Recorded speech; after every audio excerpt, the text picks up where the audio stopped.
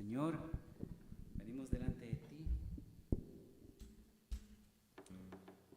pidiéndote, Señor, que también este momento de adoración donde postramos, Señor, nuestros oídos, donde postramos, Señor, nuestra atención, donde presentamos delante de ti, Señor, todos estos pensamientos que nos distraen muchas veces de lo que tú quieres hablar con nosotros, Señor.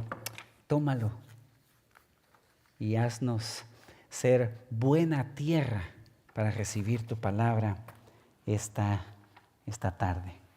En el nombre de Jesús oramos. Amén.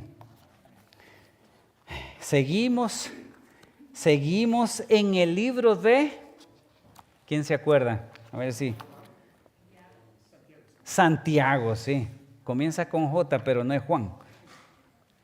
El libro de Santiago. Y hoy nosotros seguimos en el capítulo 1. La última vez hicimos, si ustedes se recuerdan, a través de un video mientras yo estaba disfrutando de las lejanas tierras colombianas.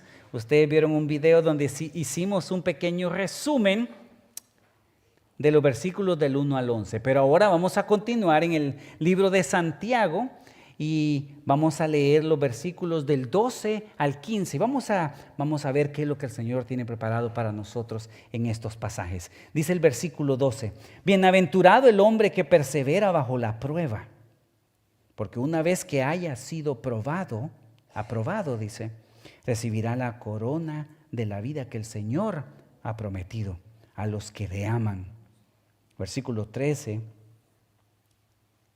que nadie diga cuando es tentado, soy tentado por Dios, porque Dios no puede ser tentado por el mal y Él mismo no tienta a nadie, sino que cada uno es tentado cuando es llevado y seducido por su propia pasión.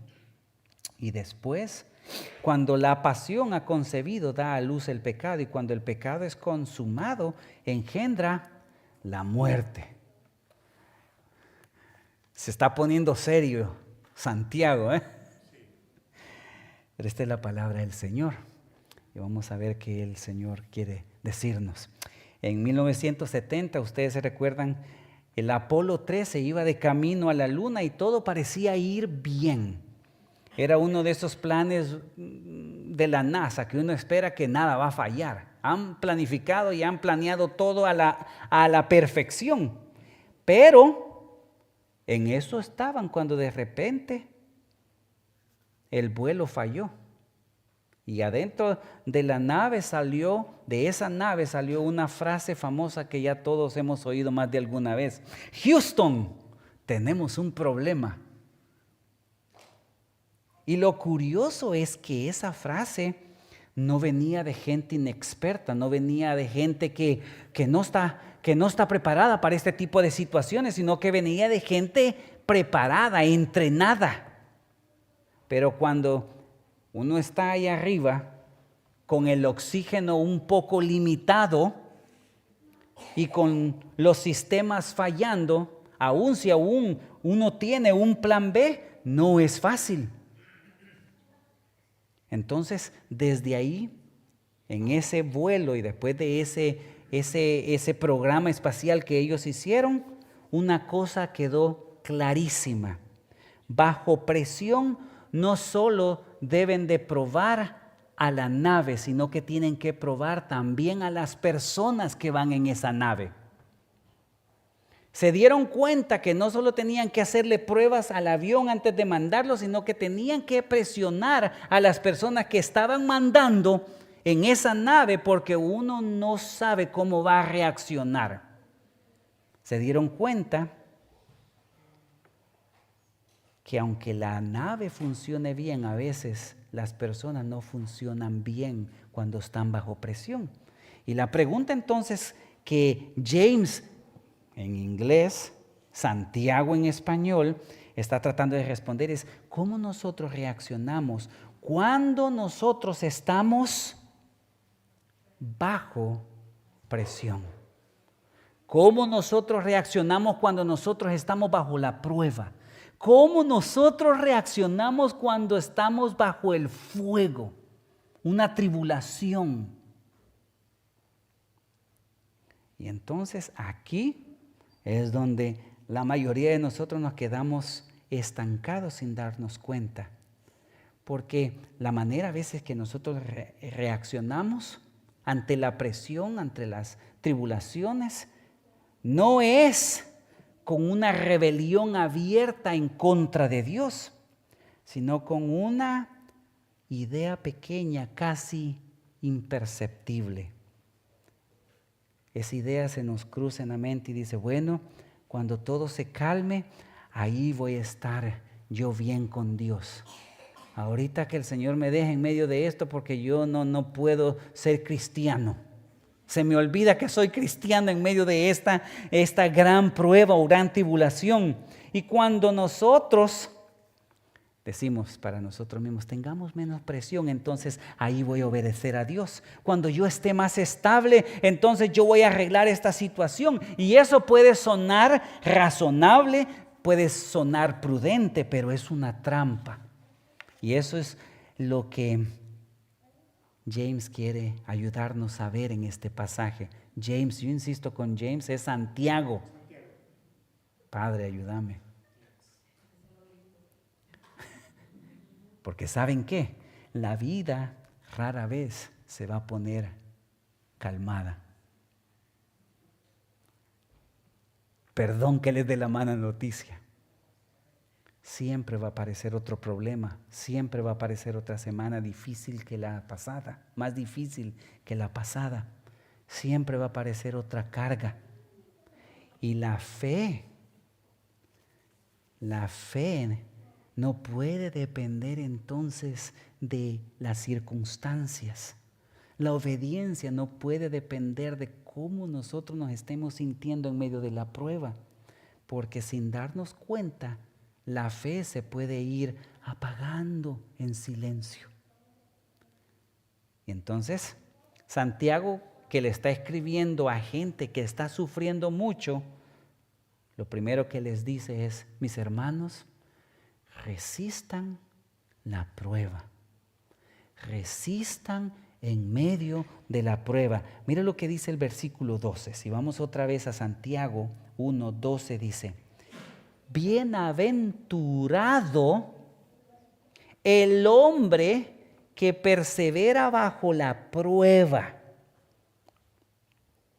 Fíjese el contraste aquí. Nosotros solemos llamar bienaventurado al que se libra de la prueba. Nosotros solemos decirle bienaventurado al que salió rápido de la prueba. ¡Uf, qué bendecido sos! Nosotros le decimos bienaventurado al que no está pasando la prueba que nosotros estamos pasando. Pero Dios aquí como que nos está cambiando la manera de pensar. Dice, bienaventurado significa 3 veces bendito, 3 veces feliz. 3 veces yo con esta persona, estoy con esta persona cuando estás pasando por diversas pruebas. Bienaventurado sos tú que estoy contigo 3 veces cuando estás pasando las pruebas. ¡Qué lindo! No es cuando estamos afuera de las pruebas, sino cuando estamos en ellas que somos bienaventurados. Bienaventurado no significa que la prueba sea agradable, ni que el dolor que estamos pasando no sea real. Significa algo muy sencillo, pero muy fuerte. En medio de la presión, Dios no nos está abandonando, nos está diciendo que es ahí donde Él está más cerca de nosotros. Esa es la bendición. Podemos estar pasando fuego y aún así estar en las manos del Señor. La prueba, mis hermanos, no es una señal de que Dios se cansó de nosotros y nos está castigando. Las pruebas son el lugar en donde nosotros podemos ver más claramente al Señor.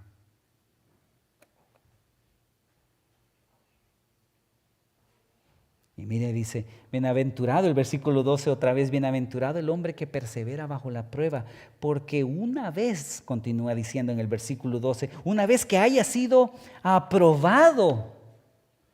Y ser aprobado no significa una vez que usted ha sido ya declarado perfecto, o que usted nunca sintió miedo, o que usted nunca sintió debilidad, o que usted nunca sintió que Dios no estaba con usted. No, él dice, aprobado significa que se probó la fe y en ese momento la fe no te falló. La prueba no crea la fe. La prueba deja al descubierto el tipo de fe que nosotros tenemos. La prueba nos muestra en qué nosotros estamos apoyando nuestra confianza. Y aquí nos ayuda una ilustración muy bonita. Piensen en un puente. En la mañana les decía yo, piensen en un puente. El puente no se prueba cuando nadie pasa por el puente. Usted puede mirar el puente y decir, qué bonita la arquitectura, el diseño, qué bonito, es una maravilla de la ingeniería. Pero es bonito hablar. La prueba es cuando usted pone su vida y pasa el puente. Ahí es donde usted está probando la fe. Cuando el peso pasa por ese puente, entonces ese puente no se destruye y usted dice, bueno, este puente aguantó para lo que se hizo y yo crucé el puente no solo de palabras, sino que en medio de la situación que yo estaba pasando, probé mi fe.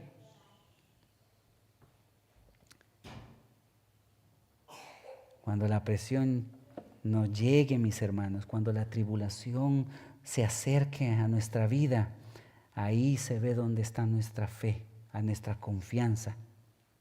Está en nosotros, en nuestro control de todas las cosas, en el control de todas las situaciones. Está nuestra fe en la estabilidad, en el dinero, en lo que opina la gente o en nuestra propia fuerza o capacidad. ¿En qué está nuestra fe? Y luego mire lo que dice el versículo, dice, bienaventurado el hombre que persevera bajo la prueba, porque una vez haya sido probada, recibirá la corona de la vida que el Señor ha prometido a los que le aman.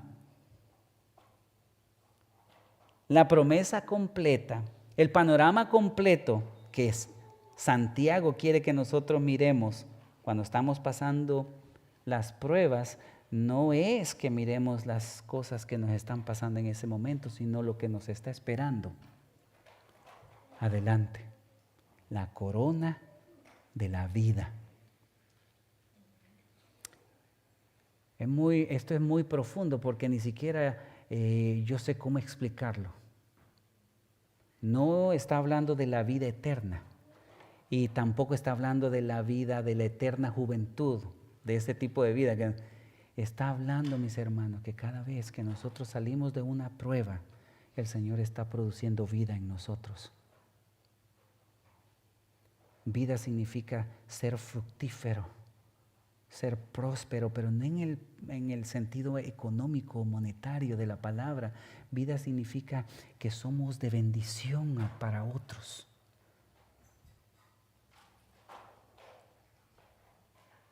La prueba no es el final del camino. La corona de la vida es lo que nos espera. El sufrimiento no es el final de la historia, mis hermanos. Dios promete vida al que persevera. Y miren, no es cualquier persona que está prometiendo esto. Santiago deja claro, dice, la corona de la vida es la que el Señor ha prometido a los que le aman. No es James que nos está diciendo el Señor te va a bendecir. No, es el Señor ha prometido esa corona de vida para los que le aman. Entonces, mis hermanos, perseverar en medio de las pruebas no significa ser fuerte. Perseverar en las pruebas es amar a Dios lo suficiente como para seguir confiando en Él cuando obedecer no es fácil.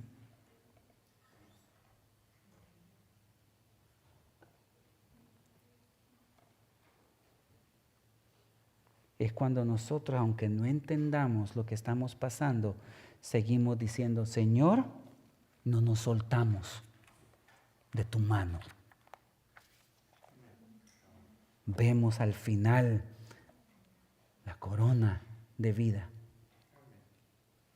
Y ahora entonces aquí viene, ¿y esto para qué me sirve a mí? Y a mí ¿y cómo se come esto?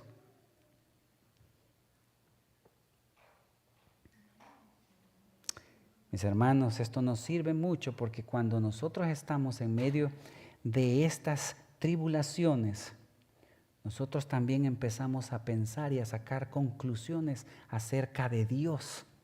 Y eso nos pone en un riesgo muy grande. En medio de las tribulaciones, nosotros compramos a veces la mentira de que Dios nos ha abandonado. Y cuando compramos la mentira de que Dios nos ha abandonado, ahí quedamos nosotros expuestos, como un pedacito de carne en medio de la sabana africana. No hay manera de escapar. Buscamos alivio a cualquier precio. Nos volvemos vulnerables ante cualquier cosa que venga, cualquier tentación. Y por eso Santiago sigue en estos versículos avanzando y nos dice precisamente porque las pruebas y las tribulaciones nos están presionando, la presión está viniendo sobre ti, entonces tenés que entender algo. Cuando estás en medio de las tribulaciones, no culpemos a Dios.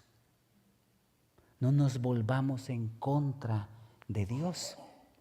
Y por eso dice el versículo 13, miren, si leemos juntos, que nadie diga cuando es tentado, soy tentado por Dios, porque Dios no puede ser tentado por el mal y Él mismo no tienta a nadie. Esto puede que nosotros nunca lo digamos en voz alta, pero sí nos ha pasado por la mente.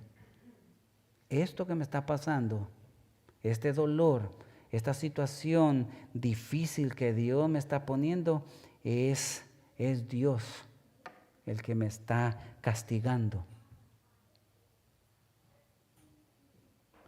Y cuando uno empieza a pensar de esa manera de Dios, entonces usted puede entender, bueno, si Dios me puso en esta situación, entonces no importa si yo reacciono de esta manera o de otra manera. No importa si yo hago esto o hago lo otro, porque el Señor entiende la situación difícil en la que yo estoy pasando. Y ahí está el peligro. En el momento en que estamos a punto de pecar, entonces, porque hemos deformado nuestra mente y nuestro pensamiento de quién es Dios, entonces vemos a Dios como que Él está envuelto de todo esto y Él entiende cómo nosotros reaccionemos, Él entiende el pecado que hagamos, Él entiende que nosotros en una situación difícil podemos hacer lo que es más conveniente. Dios se convierte en sospechoso. Y cuando sospechamos de Dios, ya no confiamos en Dios, entonces todo se vuelve opcional. La palabra de Dios nos parece exagerada, sus mandamientos nos suenan como una carga. ¿Cómo es eso que Dios me está diciendo que yo no puedo mentir, robar, falso testimonio? ¿Cómo es que Dios me está diciendo que yo no puedo codiciar lo que los otros tienen? Porque miren la necesidad que el Señor me tiene a mí. Y al final entonces nosotros terminamos obedeciendo solo lo que nos conviene. Pero aquí otra vez Santiago nos dice, no metan a Dios en todo en este rollo. Dios no puede ser tentado por el mal, ni Él tienta a nadie. En palabras sencillas, lo que Santiago nos dice, Dios no tiene intenciones ocultas con nosotros. Dios no tiene doble cara. Él no está pensando una cosa por delante y pensando otra por detrás. Dios no nos está poniendo trampas, porque Dios es santo. En Él no puede haber ninguna maldad. Entonces, aquí Santiago nos lleva a ver cómo funciona la tentación. Y es bien fácil entenderlo cuando nosotros nos vamos a Génesis. La tentación comienza con la serpiente sembrando una sospecha en la mente de Eva. Mire lo que le dice. ¿Y de verdad Dios te dijo que no comieras? ¿De verdad el Dios que dice ser tan bueno te prohibió comer este fruto tan bueno?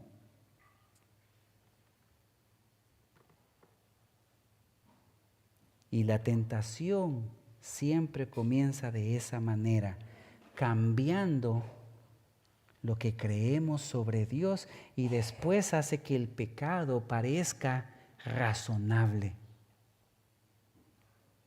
Primero viene la desconfianza y después sigue la desobediencia. Y eso sigue pasando hoy. En cosas pequeñas, en cosas de la vida diaria. Cuando estamos estresados, cuando estamos cansados, reaccionamos a veces de manera incorrecta. Nos volvemos iracundos, nos volvemos casi despreciables. Y nosotros nos ponemos a pensar, bueno, ¿qué pues es que estoy en esta situación y Dios es el que me ha puesto en esta situación. ¿Cómo quiere que reaccione yo? Solo soy humano. Es que nadie entiende lo que estoy pasando. Cuando el dinero está apretado, cuando la cuenta está... Ahora hasta la cuenta puede ir a menos cero. Se va de vez. Entonces es cuando aparece el atajo. Una mentira pequeña, un arreglito aquí, una explicación torcida. ¿Cómo reaccionamos cuando tenemos miedo a perder algo? El trabajo, nuestra reputación, el control.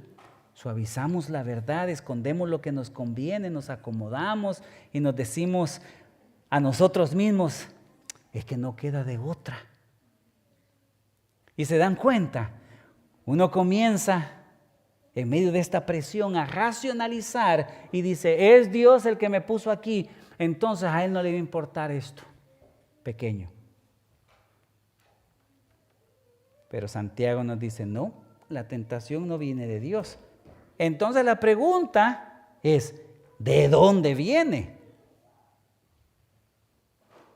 Y Santiago, el tipo no nos deja mirar para ningún otro lado.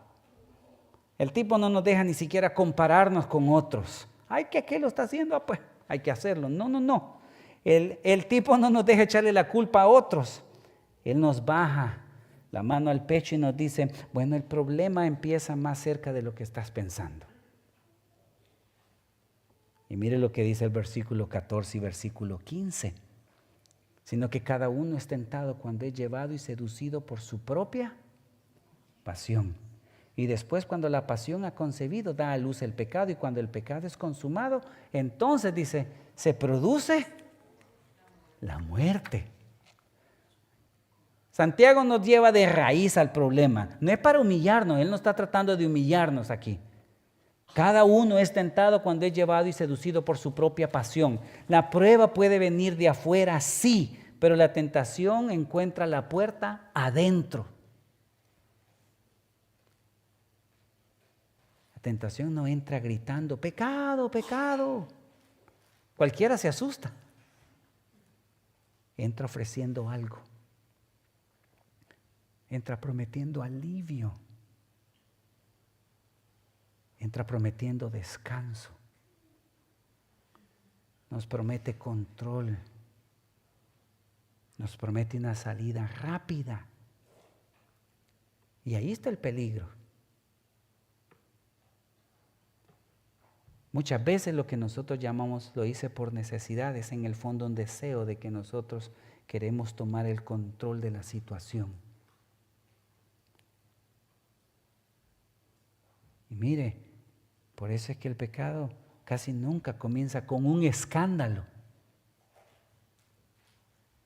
Empieza con un acuerdo pequeño en la mente, una conversación interna en nuestra mente. Comienza con solo esta vez. Con esa voz interna, hasta me lo merezco.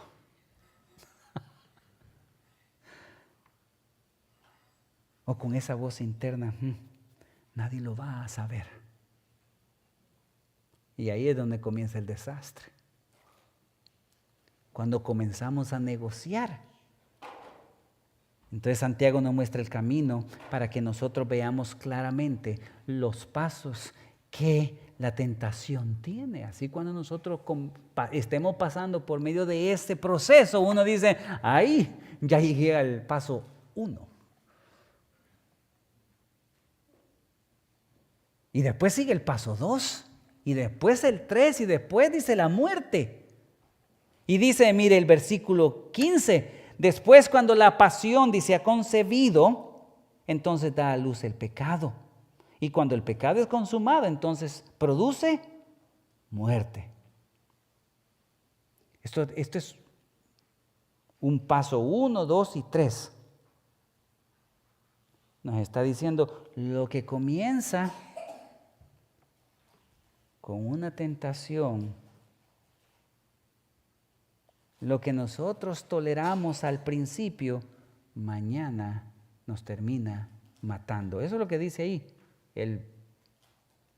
El final es muerte. Es muy bonito como Santiago lo pone, porque primero nos dice, al final a ti te espera después de la prueba, la corona de la vida.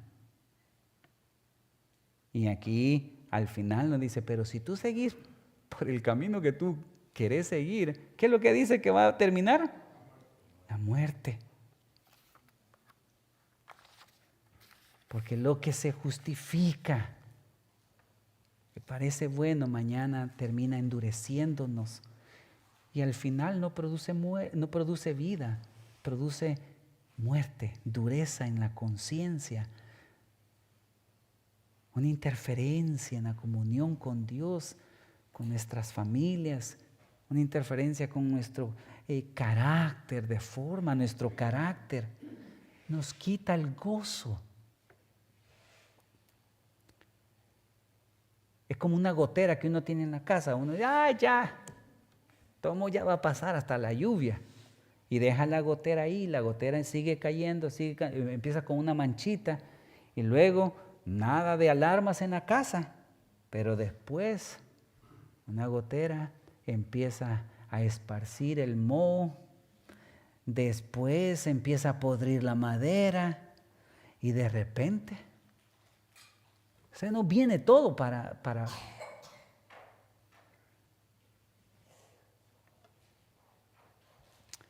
y lo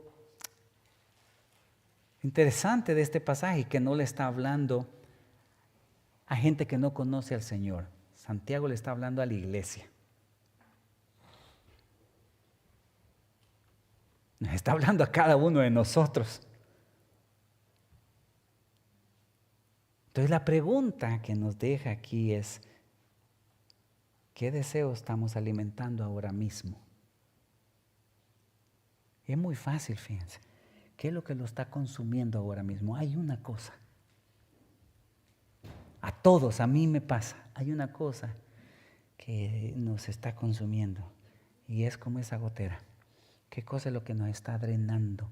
¿Qué cosa es que nos está dejando, nos está previniendo ver la corona de la vida? ¿Qué cosa es la que nos está estorbando para que nosotros miremos la bendición de tener al Señor de nuestro lado aún en medio de las tribulaciones?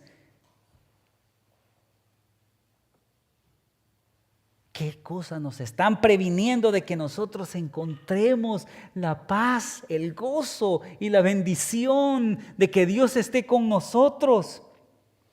Y mire, para que terminemos ya, no quiero terminar con una nota así como amarga, porque el versículo aquí 17 termina diciendo, esto termina en muerte, señores.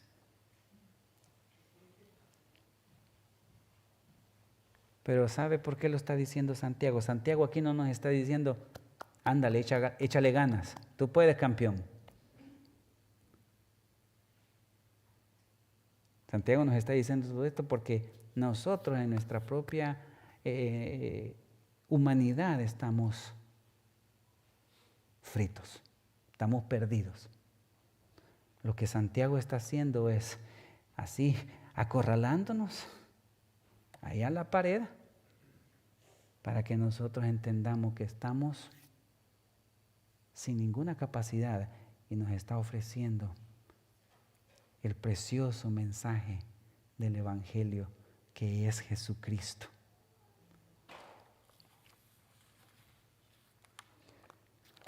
Hubo alguien, mis hermanos, que hizo todo lo que usted y yo hemos fallado a hacer. Hubo uno que no falló en ninguna de las tentaciones en las que usted y yo hemos caído esta semana. Dejémoslo así chiquito, esta semana. Hubo uno que en el desierto, cuando él tenía hambre, él no dijo, solo esta vez y nadie se va a enterar. Nadie me está viendo.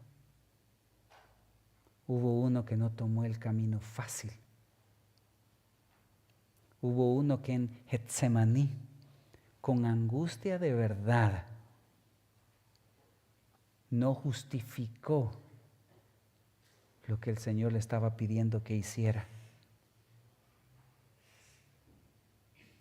Él oró con honestidad y él obedeció con fidelidad, la fidelidad que nosotros no tenemos. Y bajo tribulación, angustia y bajo esa pena de muerte que él tenía sobre sus hombros, él dijo, no, yo lo voy a hacer porque todos los demás no pueden hacerlo. Y cuando a nosotros todas las tentaciones nos arrastran, Cristo permaneció firme.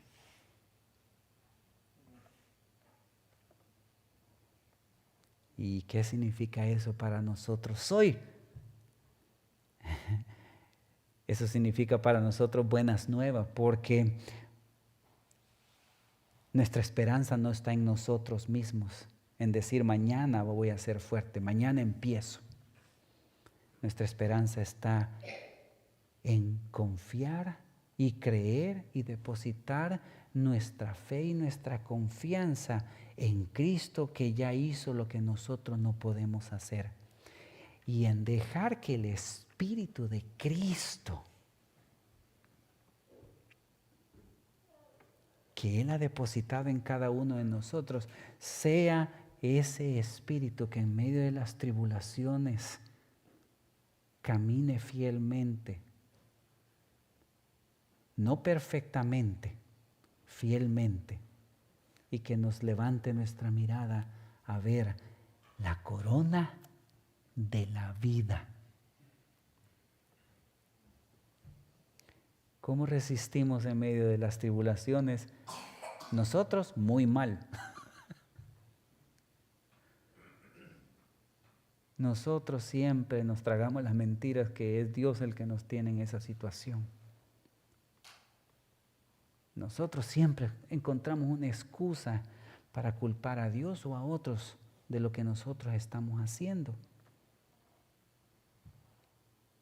Pero la pregunta esta noche es, ni siquiera es si cuando la prueba llegue, cómo usted va a responder. Yo sé que todos estamos en prueba. La pregunta es, ¿cómo vamos a caminar?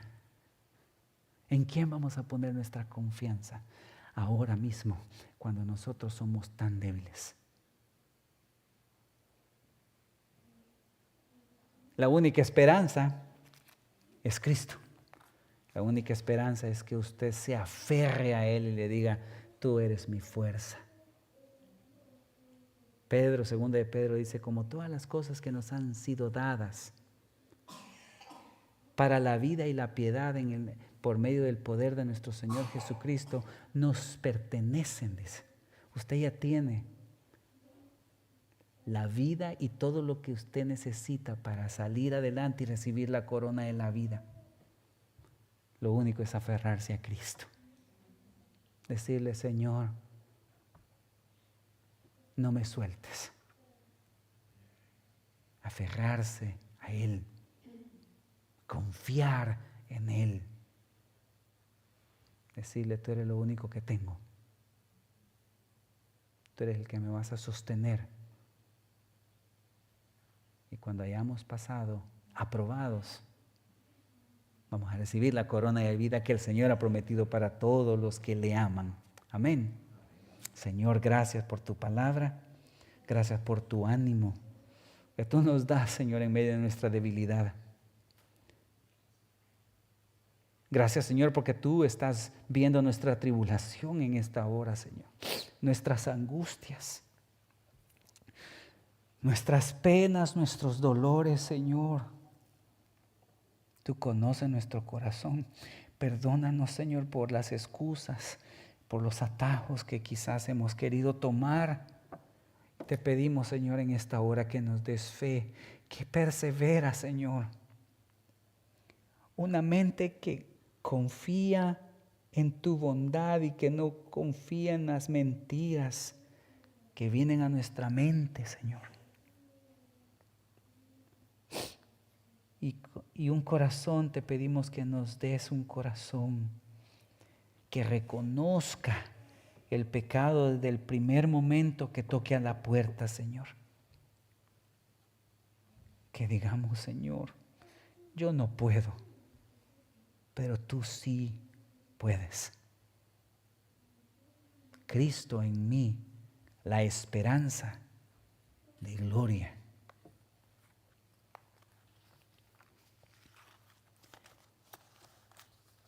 Amén. ¿Qué tal si nos ponemos de pie? A mí, esa canción que cantamos en el inicio, yo creo que ese es la meta. Cuando uno mira a Cristo, Cristo mismo produce esa respuesta. Ahora yo puedo amarte, Señor. Ahora yo puedo vivir para agradarte. Porque tú eres el que diste todo por mí. Y tú eres el que has depositado el poder en mí para yo caminar en medio de las tribulaciones. Amén.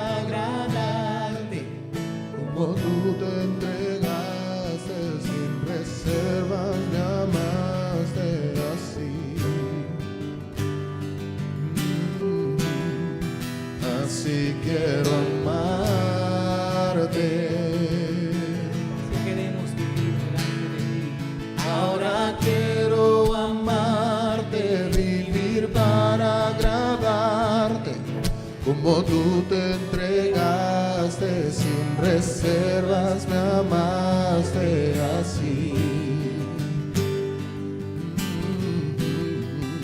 Así quiero amarte.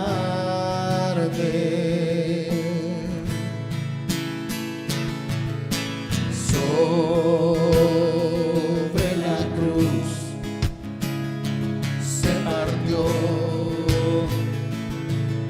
cuerpo por mi rebelión, y al ver Tu dolor, Padre, su rostro escondió. Tu cuerpo fue herido por mí, fuiste abatido. Ahora quiero amarte, vivir para agradarte, como tú te entregaste sin reservas, me amaste así. Así quiero amarte. Ahora quiero amarte, Vivir para agradarte, como tú te entregaste sin reservas, me amaste así. Así quiero amarte. cantemos una vez más. Ahora quiero amarte, Vivir para agradarte, como tú te entregaste sin reservas, me amaste así. Así quiero amarte.